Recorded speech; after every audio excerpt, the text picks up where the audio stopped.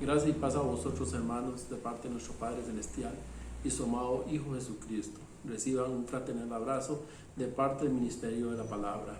Hoy quiero introducirlos en un tema que a manera de pregunta nos puede llevar a reflexionar sobre nuestra vida de servicio. El tema es: ¿el siervo que sirve, sirve? Bajo esta reflexión, nosotros tenemos que empezar primero entendiendo la definición de siervo. Dice que el Strong, la palabra hebrea para siervo es eved y significa siervo, siervos, criados, esclavo, criado. Y si nosotros lo vemos en la palabra doulos, de acuerdo, esta es de raíz griega, dice que significa esclavo o siervo con un pacto. Si bien la connotación de esclavo es una cosa y la connotación de siervo es otra, en esta de doulos dice que es un siervo con un pacto. ¿Qué es un pacto? Es un acuerdo que hay entre dos personas con una serie de condiciones que deben de cumplirse irrestrictamente. Usted no puede condicionar que si usted hace o si usted no hace, yo no hago. No, es yo hago y usted hace. Eso es una parte del pacto y que es muy importante.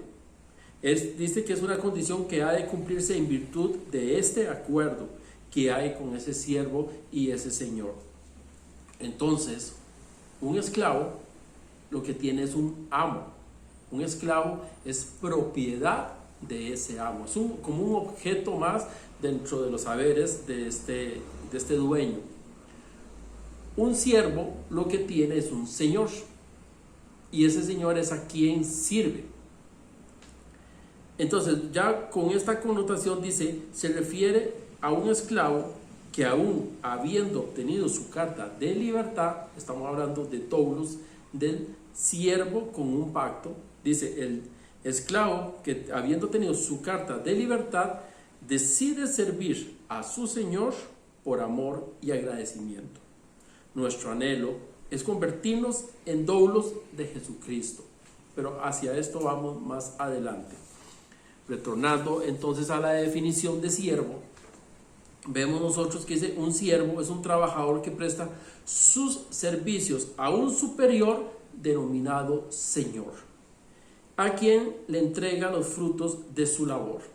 Entonces, el esclavo tiene que entregar a su amo todo el esfuerzo que le sea exigido, aunque humanamente este no pueda, debe cumplirlo con lo que su amo le ha pedido. En cambio, un siervo sirve libremente a un señor, no a un amo, a un señor. Y ese servicio que él presta es el fruto del trabajo que el siervo hace.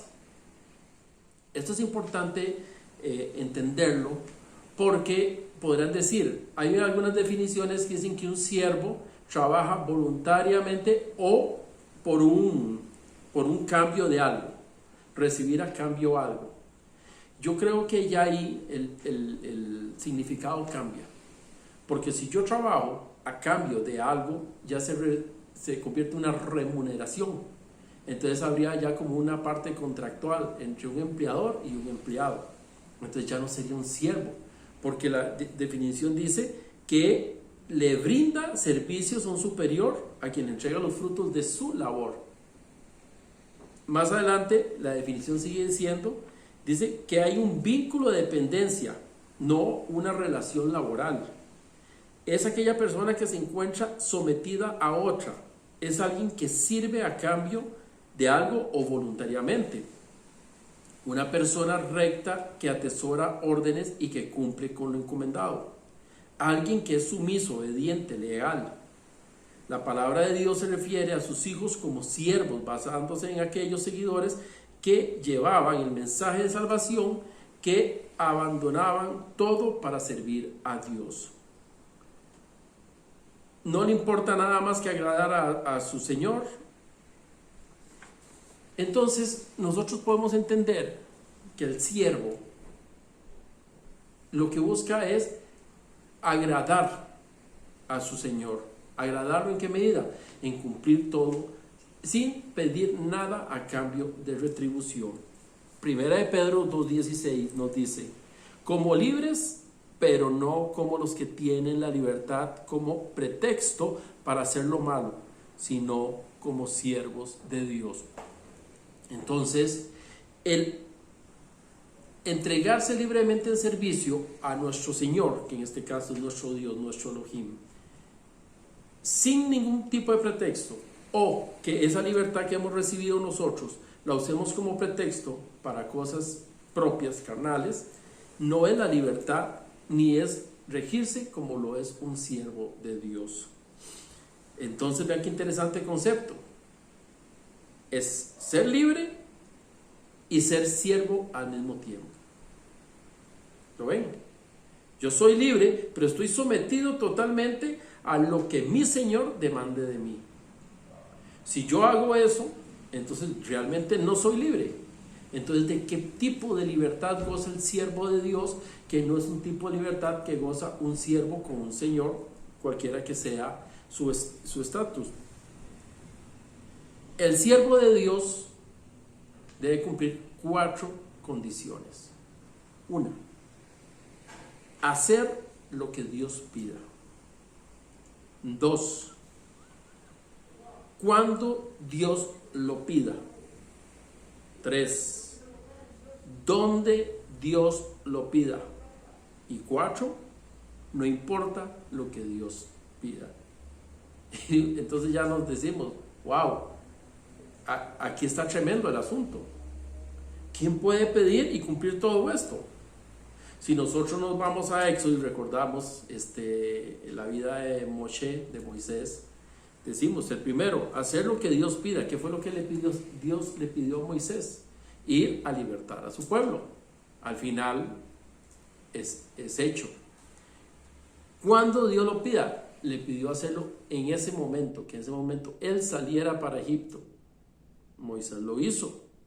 Donde él lo pida. No lo mandó a libertar el pueblo desde donde se encontraba en las tierras de Madián.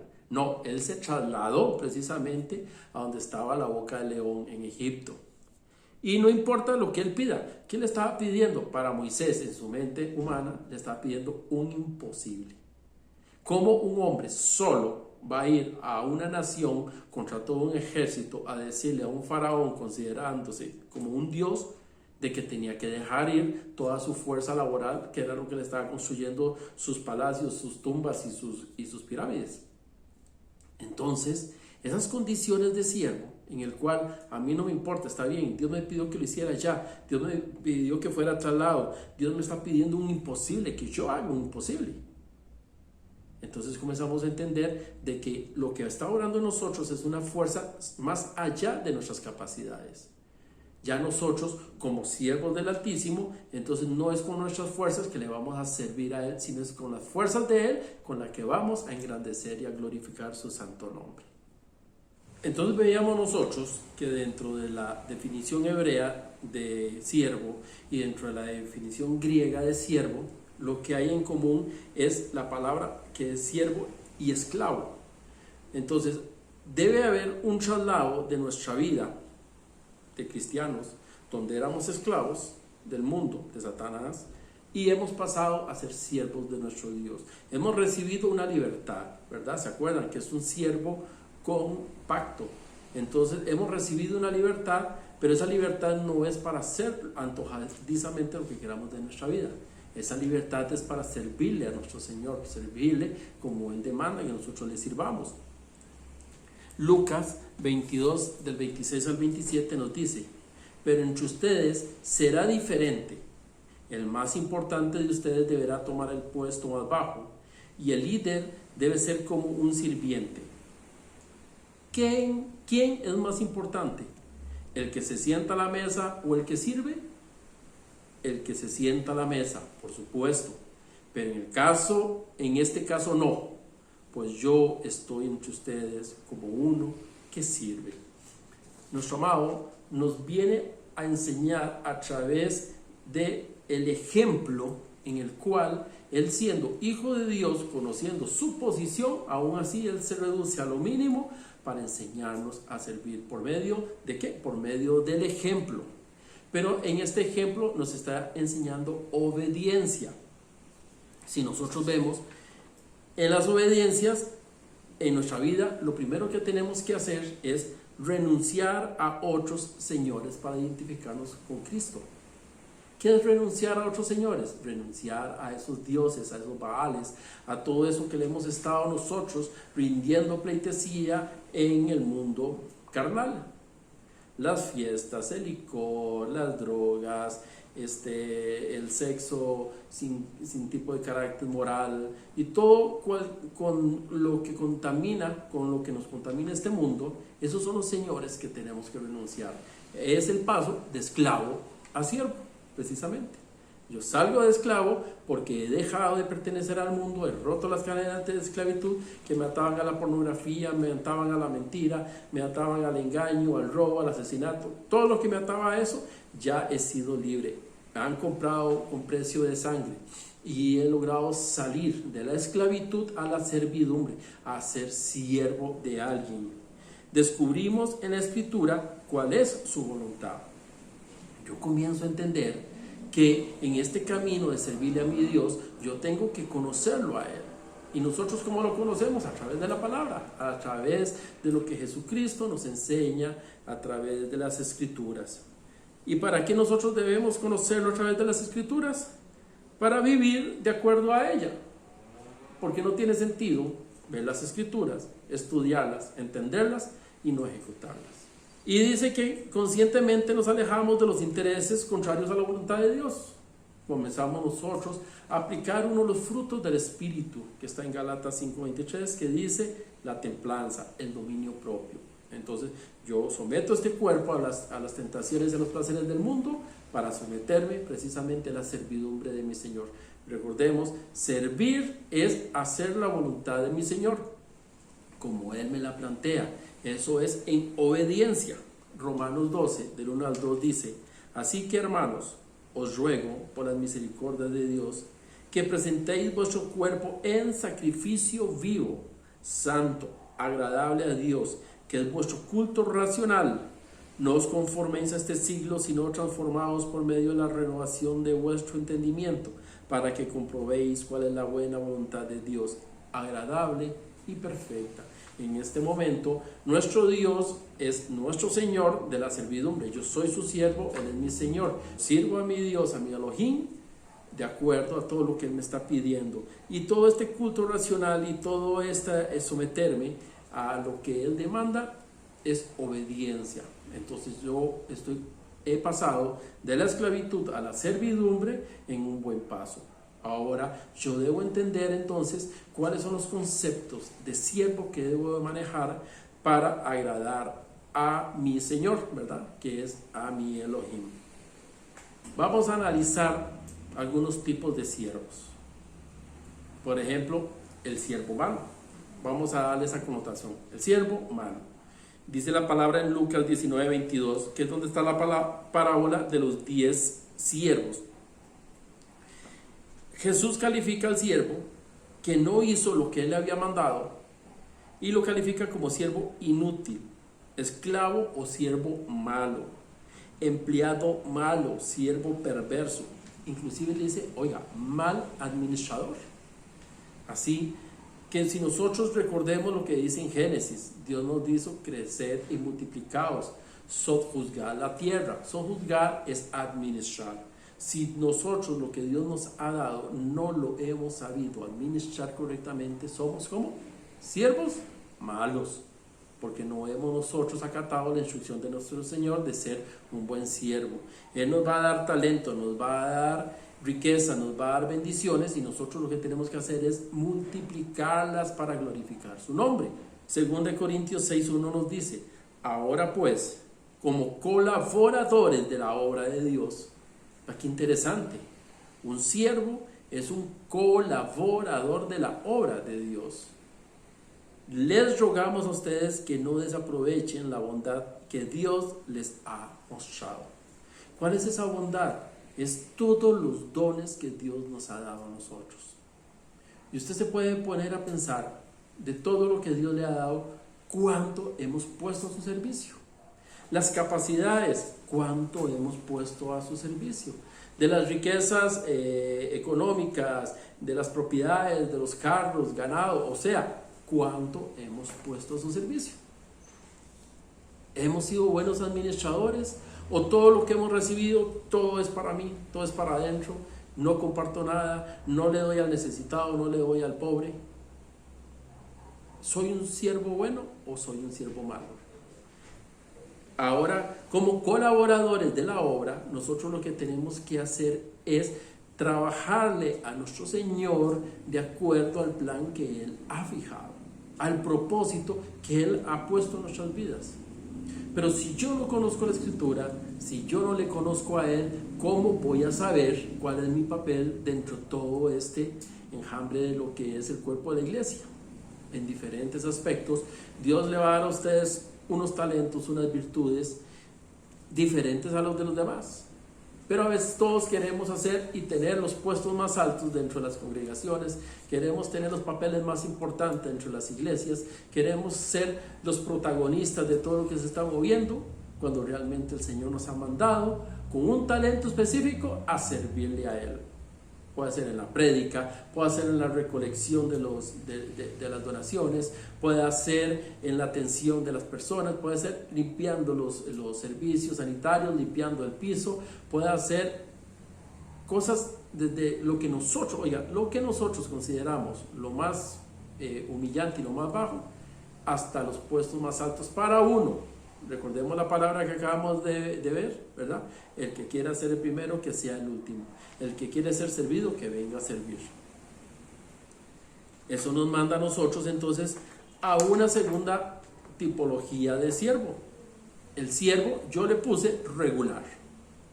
Usted dirá, como un siervo regular. El siervo regular tiene dos facetas. Es un siervo bueno, pero no fiel. Qué interesante, ¿verdad? Bueno, pero no fiel. Veamos algunas de las características de este siervo bueno y no fiel. Alcanzan resultados impresionantes en su trabajo, pero tienen la intención de glorificarse a través de él. No buscan glorificar el nombre del Señor, sino glorificarse a sí mismos por los dones que han recibido de Dios a través de su Espíritu, por las maravillas que se han obrado, por el poder de Dios, se las adjudican ellos mismos. Dice, hacen para sí mismos, no para Dios.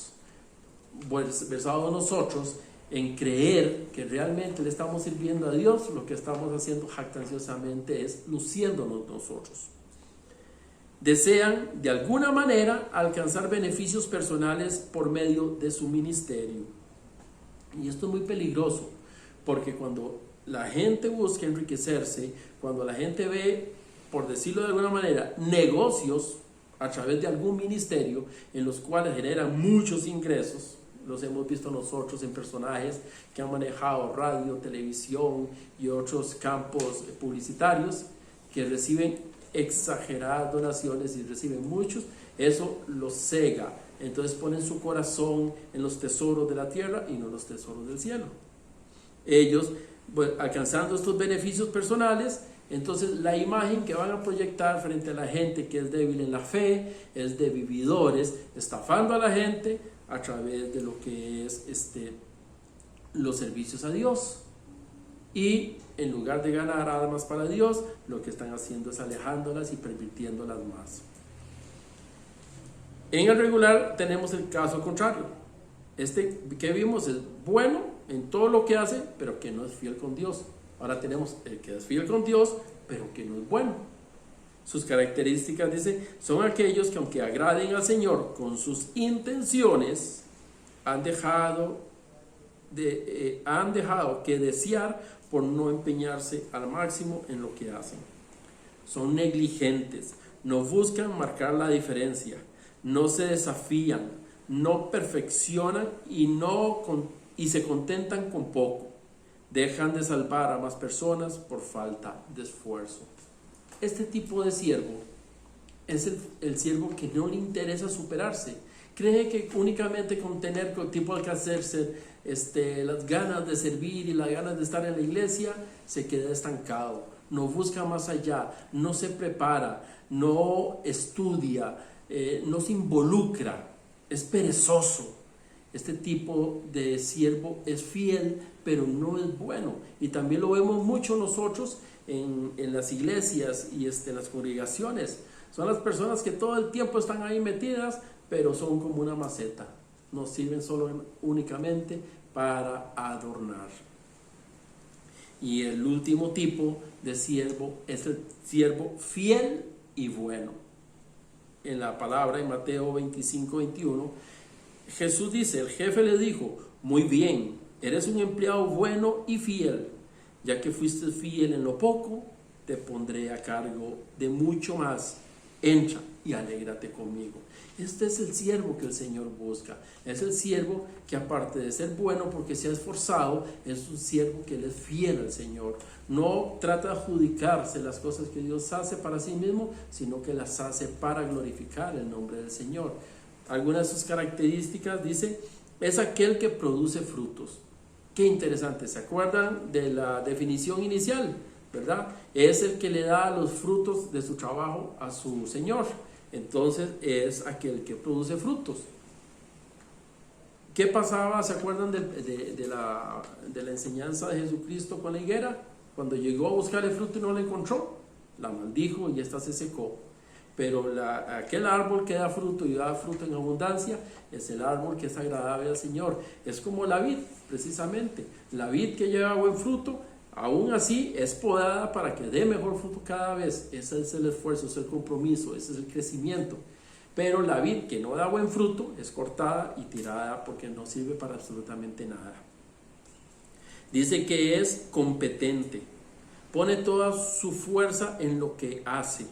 Desarrolla la capacidad que posee, sus conquistas son notables, es habilidoso, es aquel que carga dentro de sí la intención sincera de glorificar, esto es importantísimo, la intención, sincera de glorificar al Señor. Son los que agradan a Dios en lo que hacen y en lo que son. Son visionarios, o sea, ellos siempre andan buscando cosas nuevas, andan viendo a ver cómo alcanzan más personas para llevarlos a los pies de Cristo. Son aquellos que no se conforman con lo que tienen, no se vuelven monótonos, repetitivos, sino que andan todo el tiempo viendo a ver cómo hacen que las personas les llame la atención el conocer de Jesucristo. Ellos se dan más puramente para ayudar a la salvación de las personas.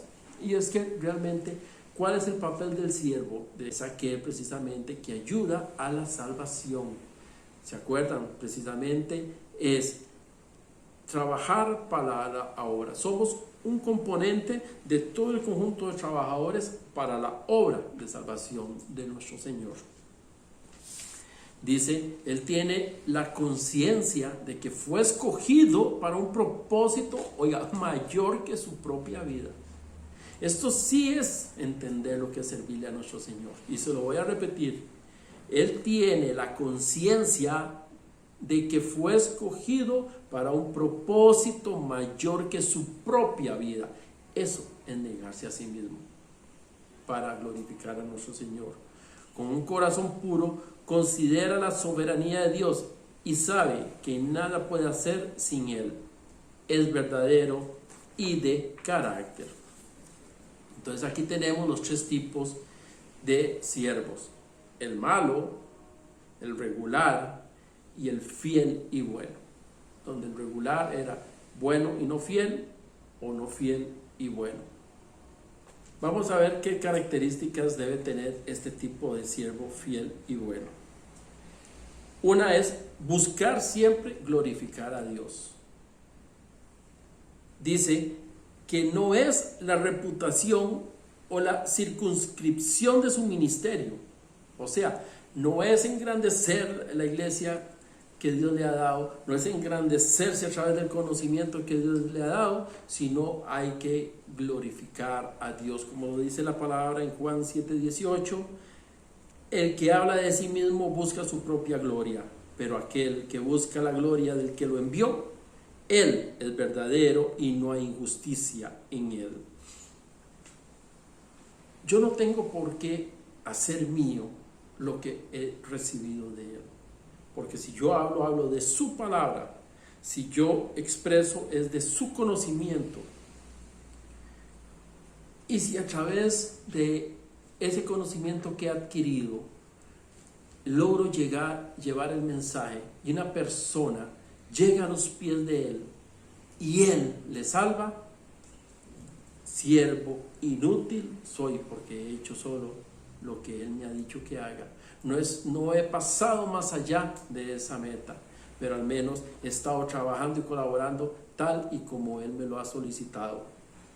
Hago y trabajo para mi Dios, soy libre, tengo mi libertad de hacer lo que yo quiera, pero me someto voluntariamente a Él para hacer su voluntad.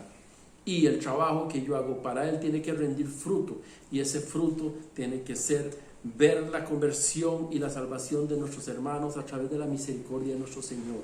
¿A través de qué? Del mensaje que hemos llevado, porque Él así me ha escogido. Una segunda característica es que el siervo se sacrifica por el gozo de sus hermanos. Dice, esto no entra en conflicto con buscar la gloria de su maestro, de Jesús. El que, dice la palabra, el que entre ustedes quiera llegar a ser grande será su servidor. Así como el Hijo del Hombre no vino para ser servido, sino para servir y dar su vida en rescate por muchos. Mateo 20, del 26 al 28. Y eso es precisamente lo que es servicio, lo que es servir. Si yo dejo de pensar en mi gloria, dejo de pensar en mi beneficio, en mi satisfacción, en mi bendición, y comienzo a pensar en el beneficio, en la bendición de nuestros hermanos, eso es como la encomienda que Dios le dio a Abraham, cuando le dijo, serás de bendición. No dijo que serás una bendición, serás de bendición, porque eso que estamos transmitiendo nosotros a nuestros hermanos es precisamente bendición, la bendición de lo alto. Entonces, ¿qué mejor sacrificarnos nosotros? ¿Y por qué sacrificarnos? Sí, porque el tiempo que vas a durar estudiando la palabra, el tiempo que vas a durar trasladándote hacia lugares lejanos para llevar la palabra, porque se congregaron unas personas en alguna casa y llevaste la palabra, porque sacaste el rato para atender la súplica de un hermano que necesitaba consejo, porque has ido a visitar a los enfermos, a los necesitados, a los presos, porque has sacado tu tiempo para invertirlo, a buscar toda esa gente necesitada en la calle y llevarle palabra de aliento y esperanza. Eso es sacrificarnos para el gozo de nuestros hermanos. Una tercera característica es renuncia a sí mismo por el Evangelio. Primera de Corintios 9, 19 dice, de todos me he hecho esclavo para ganar el mayor número posible. Gloria al Señor. Yo debo renunciar a mí. ¿Y qué es renunciar a mí por el Evangelio? Es todas aquellas cosas que me ataban a mí al mundo, todas aquellas cosas que me sacaban a mí mi tiempo para dedicarlo al mundo y no dedicárselo a mi Dios. Eso es precisamente renunciar a mí mismo.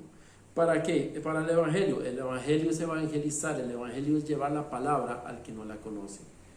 Yo debo renunciar a paseos, debo renunciar a viajes, debo renunciar a gustos propios. A veces, porque un sábado, un domingo, un feriado, se te demandó que debías de servirle a nuestro Señor a través de un convivio, a través de un mensaje, a través de una visita. Y negarte a ti mismo de esas satisfacciones, a veces por el compartir con tu propia familia, tienen recompensa en el cielo. Y eso no quiere decir que tú has dejado de querer a tu familia, no es eso. Eso quiere decir que tú has empezado a amar realmente a tu Dios. El cuarta característica dice, no busca visibilidad o reconocimiento. Recordemos el pasaje de Juan Bautista, cuando ya llega Jesucristo y tiene el encuentro, él dice, yo comienzo a decaer porque él ha de comenzar a engrandecerse. Y eso es precisamente. Nosotros no debemos aprovechar toda la magnificencia que Dios hace a través de nuestro trabajo, cuando suceden milagros, cuando suceden conversiones, cuando suceden cambios, cuando hay cosas gloriosas que pasan, cuando nos congregamos, cuando hay oración, cuando hay fe.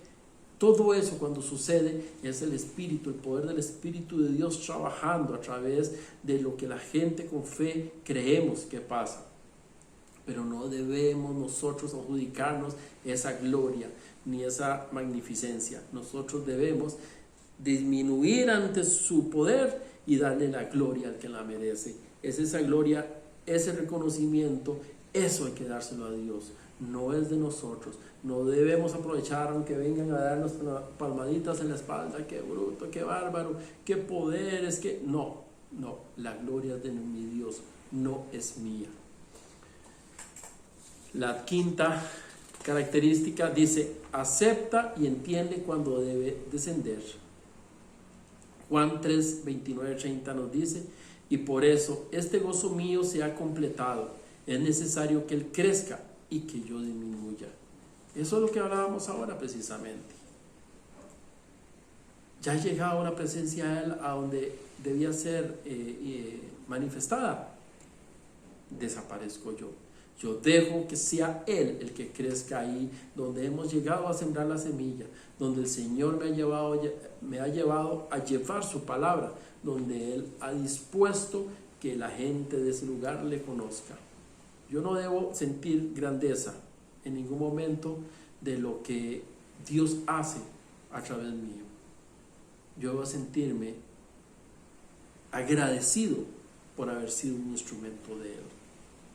Así como hay características, también hay principios. Por ejemplo, ¿cuál es el principio de un buen siervo del Señor? Congregarse. Porque dice la palabra en Hebreos 10:25, no dejando de congregarnos como algunos tienen por costumbre, sino exhortando a otros y tanto más cuando veis que aquel día se acerca. ¿Por qué es importante congregarse? Porque es a través de la congregación que yo tengo mi compartir más cercano con mis hermanos en la fe. Es donde yo precisamente, si estoy necesitado, recibo. Si hay gente necesitada y Dios quiere usarme, doy. Y es ahí donde comenzamos a engrandecer la iglesia de nuestro amado Señor. Dice que no es una opción servir, es un llamamiento. Romanos 11:29 dice, porque irrevocables son los dones y el llamamiento de Dios.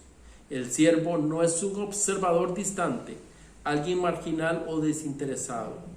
Hay iglesias llenas los domingos o cualquier otro día de la semana, dice, con este tipo de cristianos. En el capítulo 4 del Evangelio de Mateo encontramos dos instancias que ilustran la actitud del siervo. Cuando Jesús dice a Pedro y a Andrés, venid en pos de mí y os haré pescadores. En este llamamiento vemos que estos dos apóstoles dejan lo que están haciendo, inmediatamente les siguen. No es un condicionamiento de no tengo tiempo, no es un condicionamiento de que tengo que trabajar, de que tengo que compartir con la familia. No, el llamamiento no es una opción. Yo decido o no decido. Si yo no decido servir a mi Dios, entonces sigo siendo esclavo. Tranquilo, no se preocupe, vuelva a su estado anterior. Pero no podemos ser siervos regulares, ¿verdad? Fieles, pero no buenos, o buenos, pero no fieles.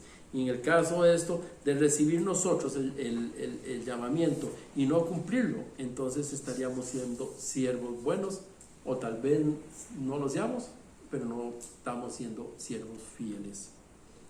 Cuando Dios le llama, le capacita. Recuerden el pasaje en el cual Moisés no quería recibir esa tarea, porque él decía que él no podía hablar. Inmediatamente Dios le dijo todo lo que él tenía que hacer. Igualmente usted, hermano, usted no se sienta y no ponga por excusa de que no tiene carro, de que no tiene Biblia, de que usted no sabe leer, de que, no sé, la excusa que usted quiera poner, porque siempre cuando no queremos hacer las cosas, las excusas sobran. Si Dios necesita enviarte algo, Él te va a dar o el carro, o la plata, el pasaje, o te va a poner la persona que te va a llevar. Si Dios quiere que hables en otros idiomas, Él te va a dar la sapiencia para aprender las otras lenguas.